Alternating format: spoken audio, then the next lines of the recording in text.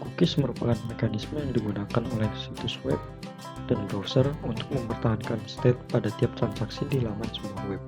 Dengan cookies inilah sebuah website akan menyimpan merekam jejak aktivitas para pengunjung situs web. Maka setiap data yang didapatkan oleh cookies akan tersimpan dan dimanfaatkan untuk beberapa keperluan, seperti menyimpan username dan password, memberikan rekomendasi ads yang relevan, dan menyimpan peraturan website. Berikut adalah cara kerja dari cookies. Dapat dilihat ketika klien melakukan request, maka server akan membuatkan ID yang menandakan klien tersebut, dan kode tersebut disimpan pada backend database. Kemudian, jika klien mengakses web yang sudah pernah diakses, server akan memberikan semua state yang sudah disimpan pada database backend dengan penanda kode yang sudah digenerate pada awal akses ke web.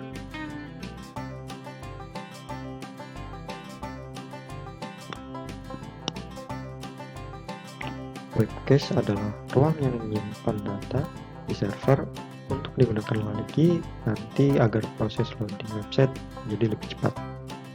Tujuan dari web cache adalah untuk memenuhi permintaan klien tanpa melibatkan server asal. Web cache dapat bertindak sebagai klien atau server, di mana jika menjadi klien, web cache akan meminta ke server asal. Sedangkan sebagai server, web cache akan melayani permintaan klien. Proses dari web cache sebagai berikut. Saat klien membuka situs, fungsi web cache akan mengumpulkan semua data website, mengubahnya menjadi file HTML, lalu membukanya di browser. Pada kali berikutnya, klien membuka website tersebut, cache akan membuat salinan yang sudah disimpan. Dengan demikian, server bisa bekerja lebih cepat dan tidak overload. Tetapi jika cache dihapus atau tidak tersedia, maka web cache akan meminta objek dari server asal dan mengembalikan objek ke klien. DNS atau Domain Name System merupakan sistem yang menerjemahkan nama domain menjadi alamat IP bagi komputer saat mengakses website. DNS berfungsi untuk mengubah URL menjadi angka agar komputer bisa memahami permintaan user untuk mengakses website.